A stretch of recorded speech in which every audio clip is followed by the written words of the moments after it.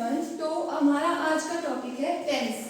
तो जनरली हमने इसको बहुत ही कॉमन टॉपिक समझ के रखते हैं और ये बहुत ही ज़रूरी है ग्रामर में। तो जो हम टेंस करते हैं तो हम इसको टाइम के साथ भी थोड़ा कंफ्यूज हो जाते हैं कि टेंस और टाइम में क्या डिफरेंस रहता है। तो जो हमारा टेंस है और टाइम है वो थोड़ा सा अलग है। अगर हम हिंदी में इसका मतलब देखें तो टेंस होता है काल और जो हमारा टाइम है वो होता है समय। जो हमारा टाइम है वो एक यूनिवर्सल कॉन्सेप्ट है, जहाँ से मतलब अगर हम लंदन की बात करें जहाँ से हमने टाइम ग्रीनविच का लिया हुआ है वो पूरे ही वर्ल्ड में चलता है। लेकिन जो हमारा टेंस है वो चलता है ग्रामर या किसी लैंग्वेज के अकॉर्डिंग, जो ग्रामर में उस लैंग्वेज में रूल दिए हैं उसके हिसाब से हमारा टेंस हो गए। ठीक है, तो टेंस आखिर होता क्या है? तो टेंस है change the form of verb to express the time of action. मतलब जब हम किसी काम को कर रहे हैं तो वो उस वर्ब में जो चेंज आ रहा है उस टाइम के हिसाब से उसको बताने के लिए हम जिसका यूज करते हैं वो है टेंस। ठीक है, मतलब जैसे हमारे पास एग्जांपल है, जैसे शी गोज टू स्कूल, वह स्कूल जाती है, कि उसका टाइम बता रहे हैं वर्ब के साथ। जैसे यहाँ पर हमारी वर्ब है गो, तो हम उसके साथ बता रहे हैं कि वह स्कूल जाती है। ठीक है, तो उसकी जो वर्ब है वो बताती है, उसकी जो वर्ब की फॉर्म्स होती है वो बताती है उस काम के होने को कि वो काम कब हो रहा है। ठीक है, अब है हमारे पास काइंड ऑफ टेंस। तो जनरली हम मतलब सभी जानते हैं कि जो टेंस है हमारे पास वो 3 टाइप्स के होते हैं। एक जो प्रेजेंट में चला होता है, या फिर जो सेकंड पार्ट है जो बीत गया होता है, और फिर जो आने वाला होता है। तो वही हमारे पास जनरल 3 टाइप्स होते हैं, निर्धारित होते हैं टेंस के। ओके, तो फर्स्ट है हमारे पास प्रेजेंट। आप जनरली किसी और को भी ले सकते हैं, लेकिन हम ऐसे करते हैं अगर हमें अपने हिसाब से करना हो, प्रेजेंट, पास्ट और फ्यूचर। फिर हमें इसमें वर्ब को चेंज करना होता है कि वो काम कौन से टाइम में हो रहा है। लेकिन जब हम वर्ब चेंज करते हैं तो वो इन तीनों के अकॉर्डिंग नहीं हो पाती है, मतलब इनमें वो कंप्लीट नहीं हो पाती है जो भी हम काम करते हैं। तो इसीलिए हमने हर एक पार्ट को 4 अलग अलग पार्ट में डिवाइड किया है। जैसे हमारे यहाँ पर है प्रेजेंट में हमने 4 पार्ट किए हैं, सिंपल, कंटीन्यूअस, परफेक्ट और परफेक्ट कंटीन्यूअस। ठीक है, जैसे हमारे पास प्रेजेंट के 4 टाइप है वैसे ही हमारे पास पास्ट के भी 4 टाइप है, और वो भी यही है, simple past tense, past continuous tense, past perfect tense और पास्ट परफेक्ट कंटीन्यूअस। एग्जैक्टली जैसे इन दोनों में है वैसे ही फ्यूचर में है। फ्यूचर में भी हमने सिंपल फ्यूचर टेंस किया है, फिर continuous future tense, perfect future tense और परफेक्ट कंटीन्यूअस फ्यूचर टेंस। ठीक है, मतलब इसी को हमने इन तीनों को 4 भागों में डिवाइड कर दिया है, जो कि एक जैसे ही है। मतलब बोलने के लिए एक जैसे है, लेकिन उनका टाइम अलग है, उनकी वर्ब में जो चेंजेस आ रहे हैं वो अलग है। लेकिन नाम जैसे प्रेजेंट में सिंपल है वैसे ही पास्ट में भी सिंपल है और फ्यूचर में भी सिंपल है। ठीक है, तो अब हम सबसे पहले बेसिक हम इसका करेंगे कि जब हमारे पास कोई सेंटेंस होता है तो उसका स्ट्रक्चर जनरल क्या होता है? सब्जेक्ट होता है, फिर उसके बाद वर्ब आती है, फिर ऑब्जेक्ट आता है। ठीक है, तो ये होता है हमारे पास जनरल स्ट्रक्चर। किसी भी वाक्य का एक साधारण जो सिंपल सेंटेंस होता है उसका हमारे पास ये जनरल स्ट्रक्चर होता है। ठीक है, तो अब हम इनमें कैसे डिवाइड करते हैं वो देखेंगे। तो सबसे पहले हम प्रेजेंट टेंस को लेंगे। ठीक है, प्रेजेंट टेंस ले लिया। प्रेजेंट टेंस में भी हम सिंपल टेंस सबसे पहले लेंगे, प्रेजेंट सिंपल टेंस या सिंपल प्रेजेंट टेंस। ठीक है, तो इसके स्ट्रक्चर पे आते हैं। ओके, तो फर्स्ट स्ट्रक्चर है, इसमें हम कोई भी बनाते हैं सेंटेंस तो उसमें आता है सबसे पहले सब्जेक्ट, एक साधारण वाक्य का सब्जेक्ट, फिर आती है उसमें वर्ब और फिर आता है ऑब्जेक्ट या उसमें जो कॉम्प्लीमेंट फर्दर किया होता है। ये होता है हमारा एक साधारण जो सिंपल स्ट्रक्चर होता है। फिर इसका पता कैसे चलता है? यहाँ पर होती है वर्ब की फर्स्ट फॉर्म, ओके, और सब्जेक्ट के रिस्पेक्ट में लगता है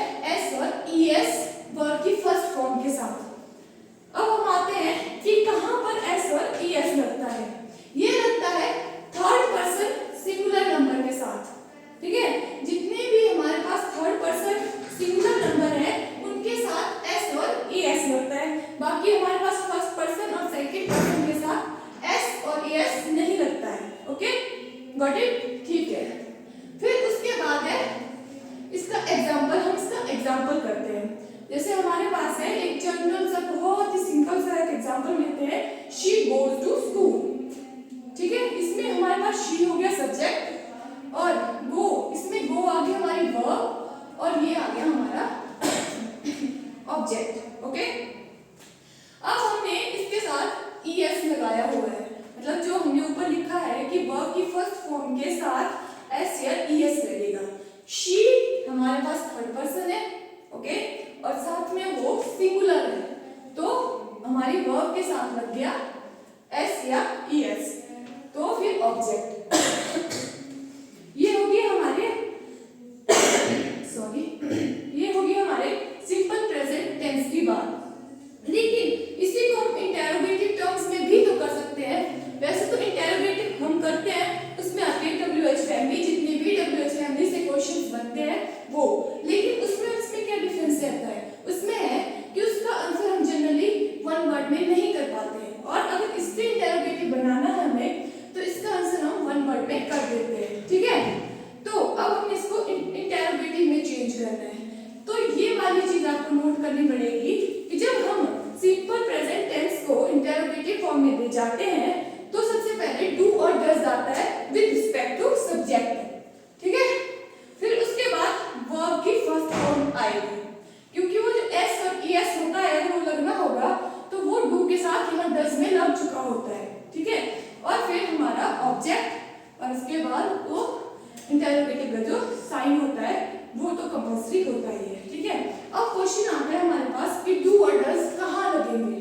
अगर हम डू और डज की बात कर रहे हैं तो ये कहाँ लगेंगे? तो डज लगेगा हमारा थर्ड पर्सन सिंगुलर के साथ, जैसे हमारे एस और ईएस लगा था थर्ड पर्सन सिंगुलर नंबर के साथ, वैसे ही यहाँ पर डज लगेगा थर्ड पर्सन सिंगुलर नंबर के साथ। ठीक है, और बाकी का जो बच गया उसके साथ डू। ओके, अब हमें इसका एग्जाम्पल इसी को चेंज करना है जो हम अभी करेंगे।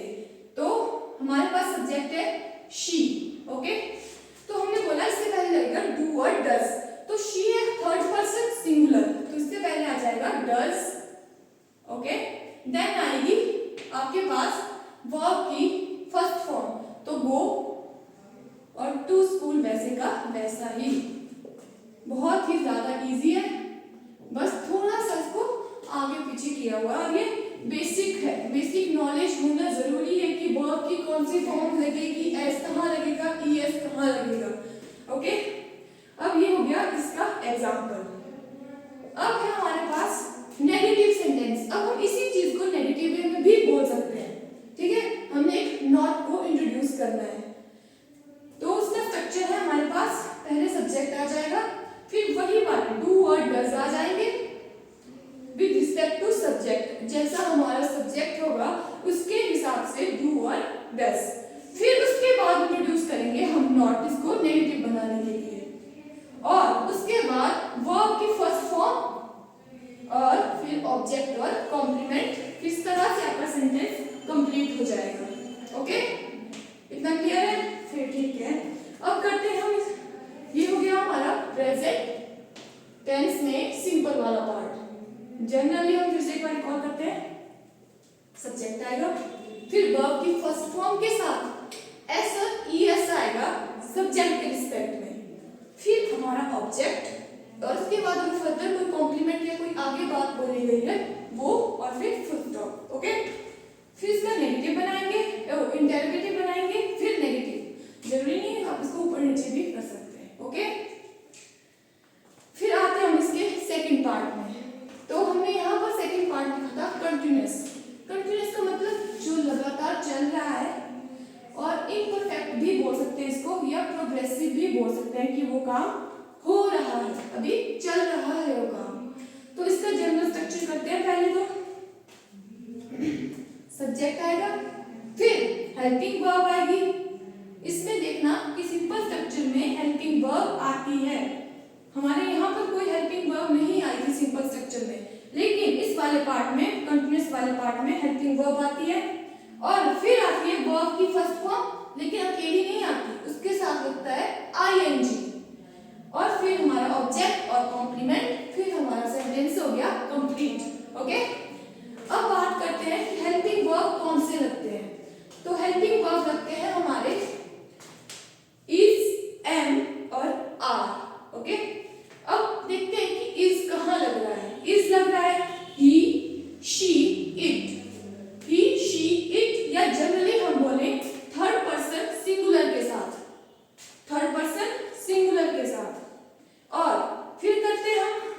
एम की बारी।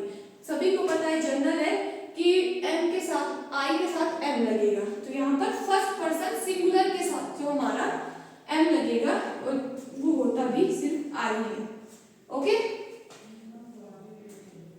फिर है आर जितने भी प्लूरल है, चाहे वो सिंगुलर नंबर के हैं, चाहे वो हमारे पास चाहे वो हमारे फर्स्ट पर्सन के हैं, चाहे सेकंड पर्सन के हैं या थर्ड पर्सन के हैं, जितने भी प्लूरल हैं उनके साथ आपका आर लगेगा। और स्पेशल है कि जो सेकंड पर्सन में यू है, यू के साथ भी आपका आर ही लगता है।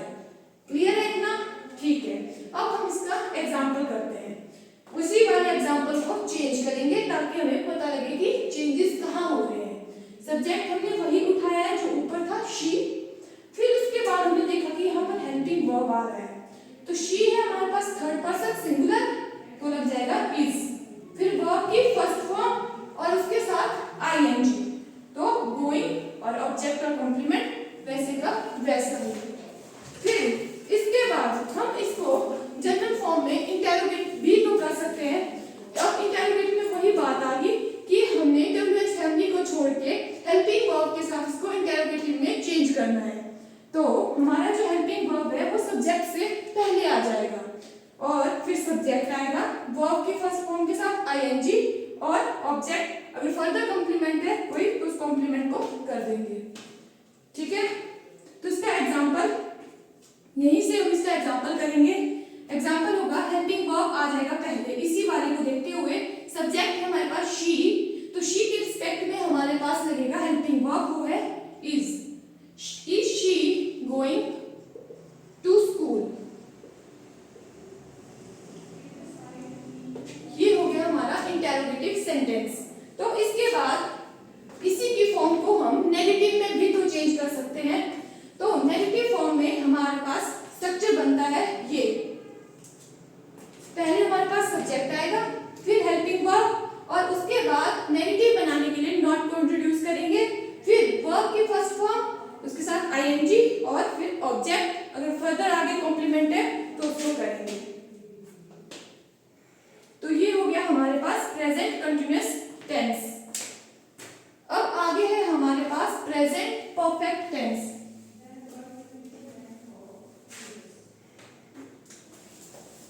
प्रेजेंट परफेक्ट टेंस,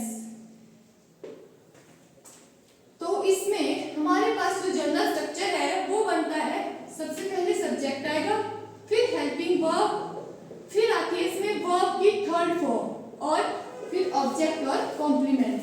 ठीक है, तो हमारे पास है कि यहाँ पर हेल्पिंग वर्ब कौन सा यूज होता है, तो हेल्पिंग वर्ब है हमारे पास हैज और हैव। तो इसमें हमें कंफ्यूजन होता है कि दोनों में कौन सी चीज कहां पर यूज होगी। ठीक है, दोनों में कौन सी चीज कहां पर यूज होगी। तो हैज यूज होता है हमारे पास थर्ड पर्सन सिंगुलर के साथ, सिंगुलर नंबर के साथ। ओके, और बाकी का जो बच गया उसके साथ होता है हैव, जैसे आई, यू और प्लूरल जितने भी हैं। ठीक है, जैसे बेबी हो गया एक्सेट्रा, जितने भी प्लूरल्स आएंगे उनके साथ लग जाएगा हैव। इतना क्लियर है? ओके, अब अगर हमने इसको नेगेटिव में चेंज करना, मतलब अब हम साधारण में तो हमने ये कर दिया कि सिंपल है हमारे पास, इस तरह से जो ये स्ट्रक्चर है ये हमारे पास सिंपल स्ट्रक्चर है। अगर हमने इसको अब नेगेटिव में चेंज करना हो तो कैसे करेंगे? इसमें भी हम नॉट को इंट्रोड्यूस करेंगे। नॉट कहाँ इंट्रोड्यूस होगा? हेल्पिंग वर्ब के बाद इंट्रोड्यूस होगा। जैसे सब्जेक्ट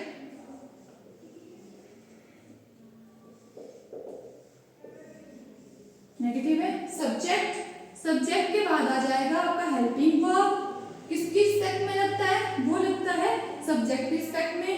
और फिर आ जाएगा आपका नॉट, और उसके बाद आ जाएगी आपकी वर्ब की थर्ड फॉर्म, और आ जाएगा ऑब्जेक्ट या फिर कॉम्प्लीमेंट। फर्दर आगे जितना सेंटेंस है उस हिसाब से आगे वो बढ़ेगा। ठीक है, इसी वाले जो हमने एग्जांपल पीछे किया था कि she is going to school, तो उसी को उठाते हैं। शी है हमारे पास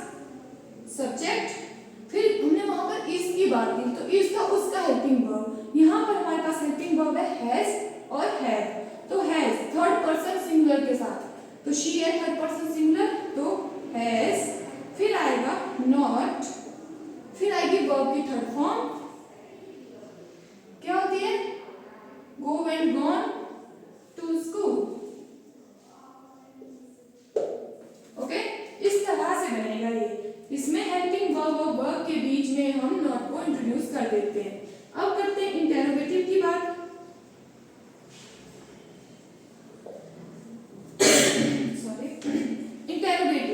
मतलब हमने हेल्पिंग वर्ब से इंटेरोगेट करना है, क्वेश्चन पूछना है हेल्पिंग वर्ब की हेल्प से।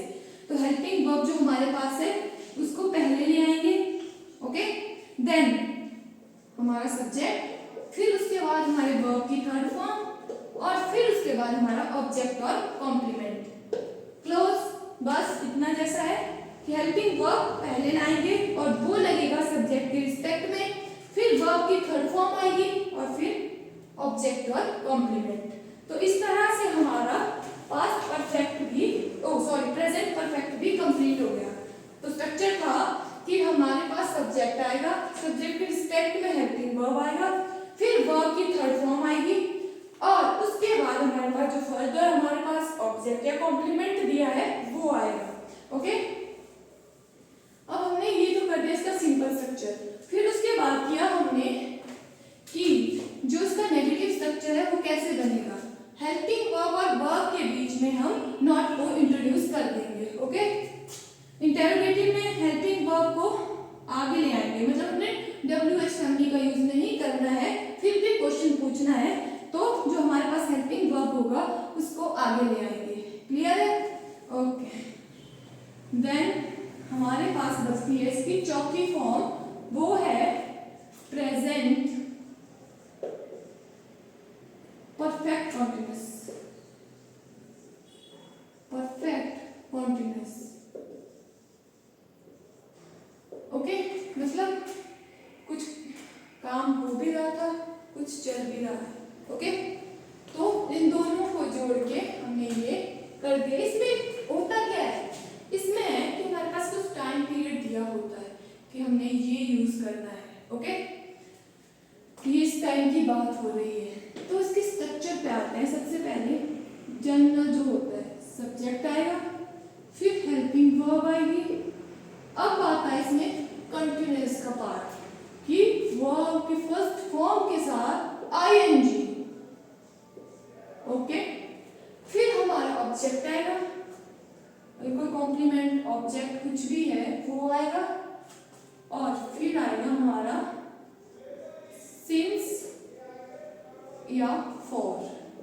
ठीक है, इसमें थोड़ा कंफ्यूजन हो जाता है कि हमने सिंस किसके साथ लगाना है और फॉर किसके साथ लगाना है, लेकिन पहले आते हैं हम हेल्पिंग वर्ब पे। तो हेल्पिंग वर्ब होती है इसमें परफेक्ट वाले के साथ बीन लगा देते हैं। जैसे परफेक्ट में हमारे पास हेल्पिंग वर्ब थे हैज और हैव। ओके, तो इनके साथ हम बीन लगा देते हैं, हैज और हैव के साथ बीन लगा देते हैं। ओके, अब बात आती है कि हैज बीन किसके साथ लगेगा और हैव बीन किसके साथ लगेगा। तो जो हैज बीन है वो लगता है थर्ड पर्सन सिंगुलर के साथ। ओके, और जो बाकी बच गए हमारे पास जितने थर्ड पर्सन प्लूरल है, फर्स्ट पर्सन है, सेकंड पर्सन है, उसके साथ लगेगा हैव बीन। इतना हो गया। अब करते हैं सिंस और फॉर की बात कि हमारे पास जो सिंस है या फॉर है वो कहाँ लगेगा। सिंस और फॉर, सिंस लगता है फिक्स टाइम के लिए कि हमारे पास कुछ डेट दी है कि वो काम वहां से चला रहा है, एक फिक्स टाइम के लिए। ठीक है, फिक्स टाइम दिया हुआ है हमारे पास, एक पॉइंट है कि इस वहां से वो चीज हो रही है। जैसे मैं बोल रही हूँ कि मैं सुबह से पढ़ा रही हूँ, मतलब सुबह एक फिक्स है, सुबह की बात हो रही है। वैसे ही फॉर होता है पॉइंट, मतलब एक पीरियड ऑफ टाइम के लिए। पीरियड ऑफ टाइम बता तो यहाँ पर भी वो टाइम ही रहा है, लेकिन उसका फिक्स नहीं है। जैसे so many days, for many days ऐसे आता है। तो मतलब एक हमारे पास कोई फिक्स टाइम नहीं है, टाइम तो है लेकिन फिक्स नहीं है, वो पीरियड की बात कर रहा है, तो फॉर का यूज होगा। इतना क्लियर है। फिर आगे करते हैं हम, इसको भी हम इंटेरोगेटिव कैसे? Without WH family helping verb को आगे ले आएंगे। तो हेल्पिंग वर्ब में कौन सी हेल्पिंग वर्ब लगेगी? वो लगेगा सब्जेक्ट को ध्यान में रखना पड़ेगा। तो फिर आ जाएगा आपका सब्जेक्ट। उसके बाद हेल्पिंग वर्ब की जो बीन है वो यहाँ पर आएगी। हेल्पिंग वर्ब में सिर्फ हम हैज और हैव को आगे लाते हैं, बीन सब्जेक्ट के बाद है, बीन आ जाएगा। फिर उसके बाद वर्ब की फर्स्ट फॉर्म के साथ आईएनजी, फिर ऑब्जेक्ट या कोई कॉम्प्लीमेंट है, फिर आएगा आपका सिंस और फॉर। सिंस और फॉर कुछ भी आप कर सकते हैं, आपके पास जो टाइम दिया है उसके अकॉर्डिंग। तो एग्जांपल है शी इज, हमारे पास एग्जांपल था she has been going to school since morning. ठीक है, तो हमने इसको इंटेरोगेटिव में चेंज करना है। जो स्ट्रक्चर हमने यहाँ पर लिखा हुआ है उसके हिसाब से हमने इसको इंटेरोगेटिव में चेंज करना है विदाउट WH फैमिली। तो हम इसका हैज आगे ले आएंगे, जो कि हमने स्ट्रक्चर में देखा, has she been going to school, बाकी वही सिंस मॉर्निंग।